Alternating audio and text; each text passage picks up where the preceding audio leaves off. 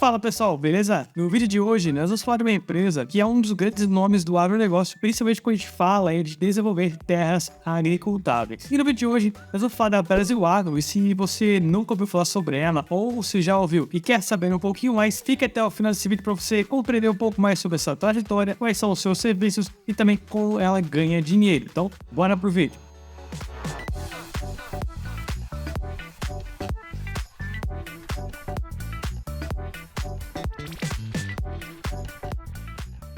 Lembrando que esse vídeo não é nenhuma recomendação de compra ou venda de ativos, esse é um material realmente só para você estudar e entender um pouquinho mais sobre essa empresa e também entender um pouquinho mais sobre esse setor. E a Brasil Agro é uma das maiores empresas brasileiras aqui falando em quantidade de terras agricultáveis, e ela tem foco muito forte em aquisição, desenvolvimento, exploração e também comercialização de propriedades rurais. E essa companhia ela vai basicamente adquirir propriedades rurais que ela acredita ter um significativo potencial de geração de valor por meio da manutenção do ativo e também do desenvolvimento de atividades agropecuárias rentáveis. E a estratégia da Brasil Agro é bem interessante, já que ela vai observar o valor da propriedade rural, e se chegou a um determinado ponto que essa propriedade acabou trazendo o retorno que ela estava esperando, a Brasil Agro acaba fazendo a venda dessa propriedade e assim ela consegue realizar ganhos de capital nesse sentido. Então basicamente ela vai comprar uma terra que às vezes não está produtiva, faz a aquisição, faz todo um tratamento e depois que tiver tudo certinho, tudo prontinho, acaba fazendo a venda dessa propriedade com um ganho bem maior, já que ela comprou um terreno que era não tão produtivo, então acaba comprando com um valor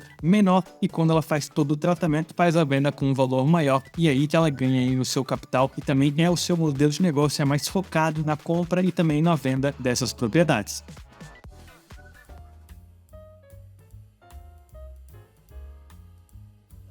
E agora falando um pouquinho sobre o CEO da companhia, estamos falando de André Guilhamon. Ele é graduado em engenharia agrônoma e em 1996 ele iniciou a sua carreira na Fertibras S.A., onde assumiu a liderança técnica e comercial regional, atuando diretamente na elaboração e também implementação das estratégias de produção e comercialização de fertilizantes. Ele também se tornou diretor-presidente lá em 2017 e é membro do Conselho Superior do Agronegócio desde janeiro de 2020.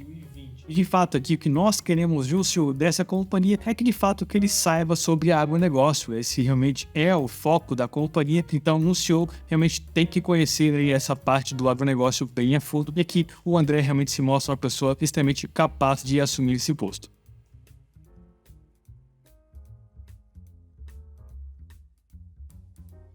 E agora falando um pouquinho sobre a história dessa empresa, eu já quero deixar uma adendo aqui para vocês que, olhando o site da companhia, eu acabei não encontrando uma informação mais detalhada sobre a sua trajetória, então eu fiz uma pesquisa e vou trazer algumas informações aqui para vocês, porém é algo sempre bem relevante, eu sempre trago para vocês aqui a história da companhia, mas no site dela acaba não tendo essa história mais detalhada, isso para mim é um ponto negativo, vai lá para minha análise subjetiva. E a história dela começou lá em 2005, quando a Brasil Agro é fundada, e o seu principal objetivo então é tentar valorizar essas propriedades e depois vendê-las, que hoje nós sabemos que ainda continua com o mesmo objetivo principal, que é realmente a compra e venda de propriedades. Já em 2006, a empresa iniciou as suas operações com a aquisição de uma área de 38 mil hectares lá no Mato Grosso do Sul, e também nesse mesmo ano ela já faz o seu IPO. Em 2008, a Brasil Agro então adquire uma propriedade rural localizada no município de Barreiras, na Bahia, e essa propriedade foi destinada à atividade pecuária bovina e também a cultivo de grão. Em 2012, suas ações passaram a ser listadas lá na Bolsa de Nova York, e também foi feita a aquisição de 71 mil hectares lá no Paraguai, que já mostra uma diversificação de território. Então antes ela estava só focada aqui no Brasil, e a partir de 2012 ela já começa a atuar em outros países. Em 2017 foi feita a aquisição e também arrendamento de mais 17 mil hectares no estado do Maranhão. Em 2019, a Brasil Agro realiza um investimento na AG Fintech AgroFi, passando a ter uma pequena participação nessa startup. E a AgroFi, ela consiste em um marketplace online com um leque completo de soluções de e-commerce customizado para as necessidades dos comerciantes e seus respectivos canais parceiros, visando aí uma rota mais alternativa para conectar os fazendeiros e também os fornecedores. Já em 2021 é feita a aquisição de uma área total de aproximadamente 9,9 mil hectares de terra na Bolívia, que será destinada ao cultivo de grãos e também a cana de açúcar. E essa foi a história da companhia. De fato, é uma história que a gente vê que teve início lá em 2005. Como eu comentei, não tem nenhuma informação mais concreta no site da companhia, mas o que eu consegui observar, né, fazendo uma pesquisa, é que de fato ela tem aí bastante compra de terrenos e também vários e vários hectares aí para plantio e também para a venda futura. Então, realmente uma empresa que consiste em compra de bastante terreno, faz todo o tratamento para depois fazer a venda. Então, uma empresa que tem muito terreno aí no seu portfólio.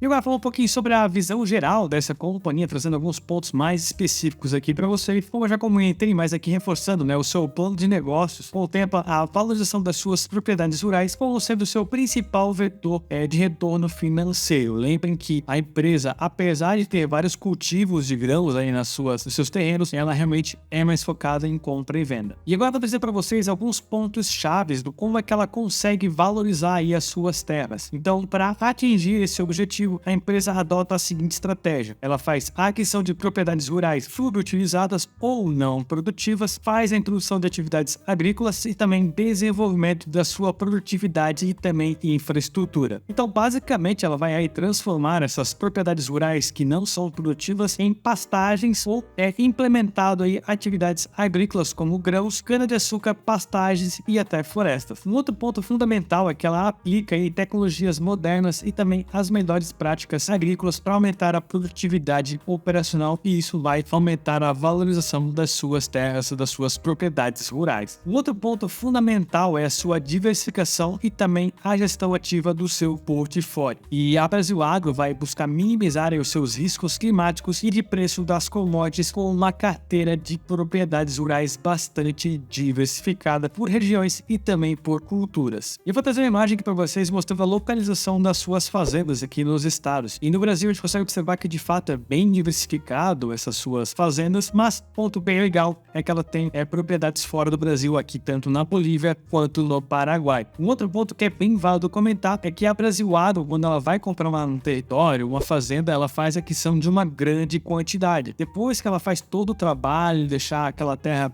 agricultável, de fato ser utilizável, ela vai vendendo alguns pedaços, tudo isso para fomentar aquela área. Lembrando que se ela compra uma área que é subprodutiva, ela vai comprar mais barato. Quando ela vai vendendo um pedacinho daqui, um pedacinho de lá, vai vindo mais pessoas, conforme aquela área vai crescendo, mais a necessidade de terras aqueles fazendeiros vão precisar, e de fato aquela propriedade que ela comprou muito desvalorizado acaba sendo muito mais valorizado por conta dessa procura. Então esse é o modelo de negócios da Brasil Agro. Eu vou trazer uma imagem para vocês da área de produção por cultura, e na safra 21/22 fica bem claro que é bem diversificada nos seus produtos, com uma atenção um pouco maior para a soja, apesar de ter uma porcentagem de 37%, é a maior entre elas, ainda assim não representa aí mais 50%. E é uma diversificação que nós sempre queremos ver nas empresas. E na safra 22/23 também segue o mesmo padrão aí, com quase as mesmas porcentagens, alguma mudança de um ano para outro, mas de fato ainda continua com a mesma diversificação. É bem interessante e um ponto positivo aí para a companhia. Outro importantíssimo para quem vai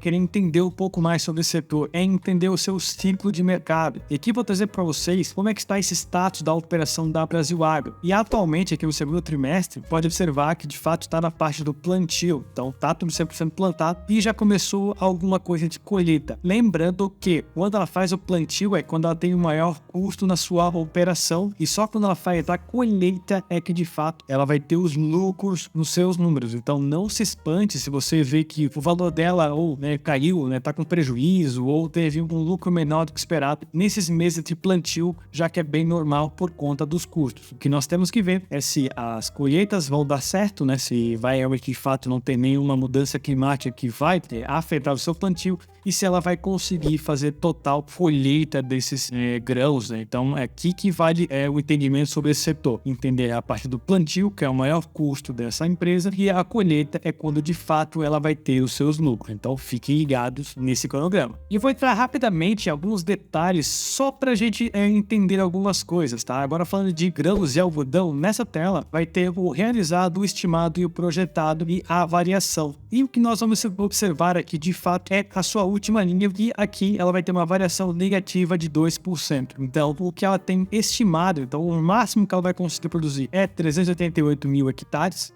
o que é o estimado, e o projetado está em 381. Então, uma perda de 2% é bem irrelevante, mas importantíssimo de se entender e de se analisar nessa empresa. E no segmento de cana-de-açúcar, essa variação entre o estimado e o projetado está em 7%, também uma quebra não muito significativa, é uma pequena perda, mas nada que vai atingir ou prejudicar a companhia. E a pecuária aqui tem um papel bem interessante aqui na Brasil Agro, não é o foco dessa companhia, e até se a gente for ver a variação tá totalmente negativa, mas para a Brasil Agro é realmente uma atividade completamente transitória, só vai visar a transformação da área. De fato, ela vai pegar um terreno que está improdutivo, colocar os boizinhos lá para fazer toda a pastagem e assim vai dar início ao tratamento daquela terra. E eu vou trazer uma imagem aqui para vocês, provavelmente é um dos quadros mais importantes desse vídeo, que vai mostrar o hedge da companhia. E você pode estar se perguntando, mas o que é um hedge? Esse mecanismo é muito utilizado especialmente para quem utiliza, ou as empresas que utilizam commodities. E o que é isso? Vou mostrar para vocês nessa imagem, que fica bem mais claro da gente entender. Se vocês observarem aqui o safra, a soja,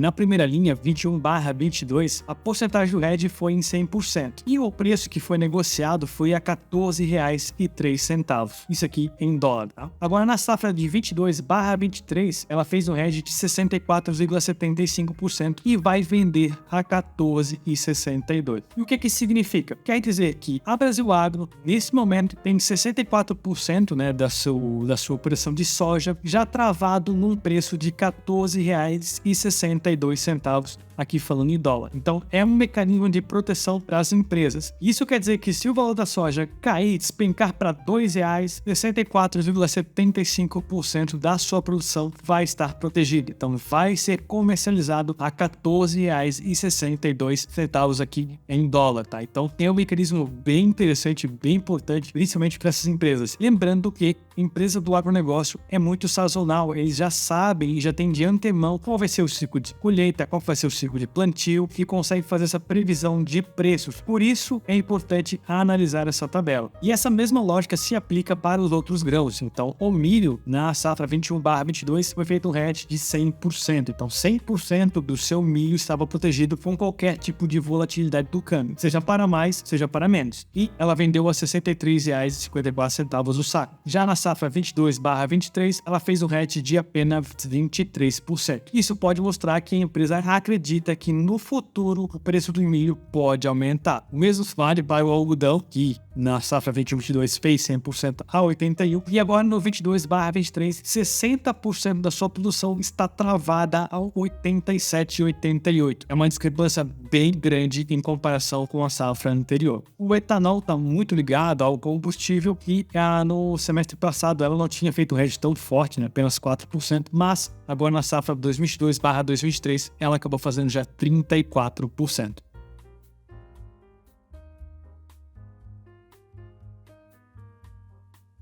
E vou trazendo alguns números para vocês, lembrando que essa empresa pode ter algumas discrepâncias porque ela acaba vendendo terrenos, isso pode acontecer em um semestre e em outro não. Então, o ideal é sempre fazer um comparativo de ano contra ano. Mas, trazendo alguns números aqui para vocês, a receita líquida dela somou 484 milhões, 46% menor que nos 6 primeiros meses aí do semestre passado. O seu lucro líquido total somou 29 milhões, uma diminuição aí de 93% em comparação com o trimestre anterior. Mas pontos importantes aqui do plantio que você tem que observar quando você vai olhar esse tipo de empresa é essa informação que eu vou colocar na tela. E a empresa fala o seguinte: finalizamos o plantio de grãos e algodão em 82,9 mil hectares e as condições climáticas estão boas, favorecendo o bom desenvolvimento das lavouras de soja e milho até o momento, mantendo assim nossas estimativas de produção para a safra. Essa é a informação que você quer dessa empresa, saber como está a plantação, se não vai ter nenhuma praga, alguma condição climática que vai estragar o seu plantio. E falando sobre as suas dívidas, o caixa ele é bem robusto e se a gente fazer um comparativo com o total do endividamento, de fato, é bem preocupante essa relação entre caixa e endividamento. Porém, as suas dívidas são bem controladas porque estão em prazos diferentes. E um outro ponto bem interessante é que ela tem cerca de 507 milhões de recebíveis das suas vendas das suas fazendas. Então, se ela pegar só o recebimento aí das vendas das suas fazendas, praticamente já paga toda a sua dívida, então ela tem uma dívida aí bem controlada. Lembrando que as vendas das suas propriedades geralmente são feitas em 1 até 2 anos do pagamento que ela recebe, acaba demorando um pouquinho para entrar, por isso também tem que ficar atento a essa informação.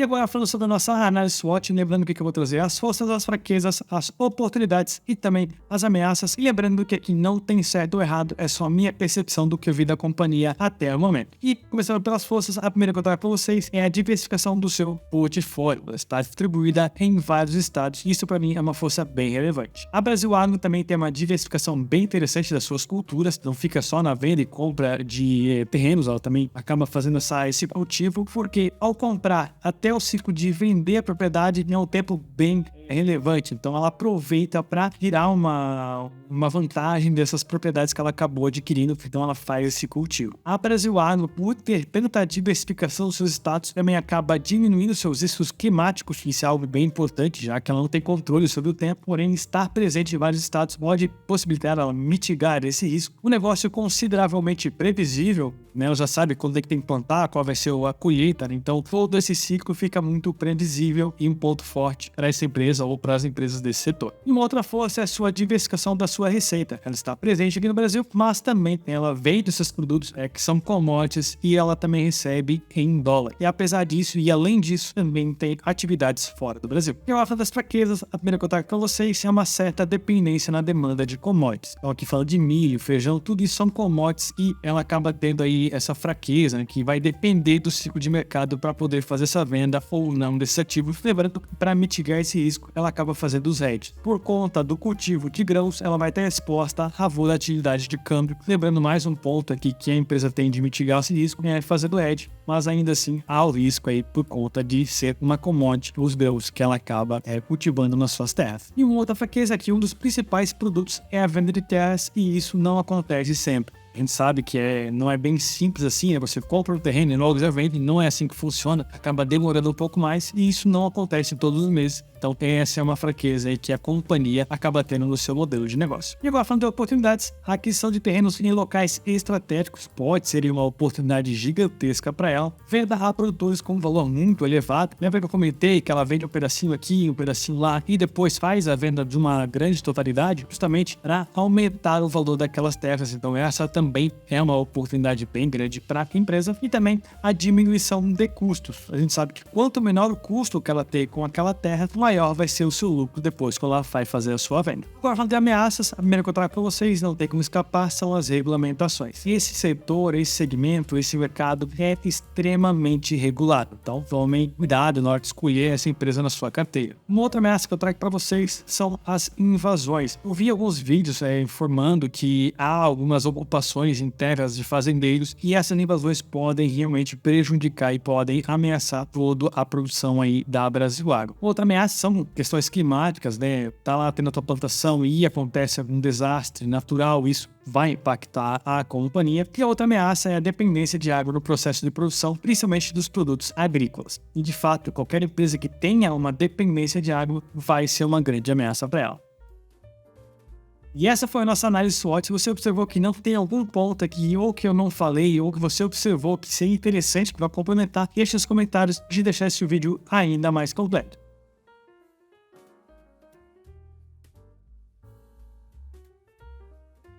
E fazendo um resumo de tudo que nós vimos até agora, é uma empresa que tem uma forte geração de valor com a transformação da sua terra, é um negócio bem previsível, em diversificação das suas receitas, é um negócio sólido e também que entrega muito retorno com a venda de terrenos. E se você chegou até aqui nesse vídeo, eu quero te dar os parabéns e deixe nos comentários #terreno para eu saber que você viu esse vídeo até o final e eu vou dar mais uma informação bem interessante aqui para vocês. Todos os anos a Brasil Agro faz uma auditoria interna e também faz a contratação de uma outra empresa para verificar o valor atual e atualizado dos seus terrenos. E nessa imagem você consegue ver a evolução do valor dos seus terrenos, tanto que os dois valores ficam bem próximos, mas o mais interessante é que aqui no último ano, mesmo com as vendas, os seus terrenos estão avaliados em 3,3 bilhões. Só para vocês terem uma noção, o valor de mercado dessa companhia está em 2,5 bilhões. Será que tem alguma informação discrepante? Será que o mercado ainda não precificou corretamente esse ativo? Você, investidor, agora vai ter que pegar essa informação, refletir e ver se de fato faz sentido, se tem alguma coisa escondida. Então aí faça o seu dever de casa com essas informações que eu deixei aqui para vocês.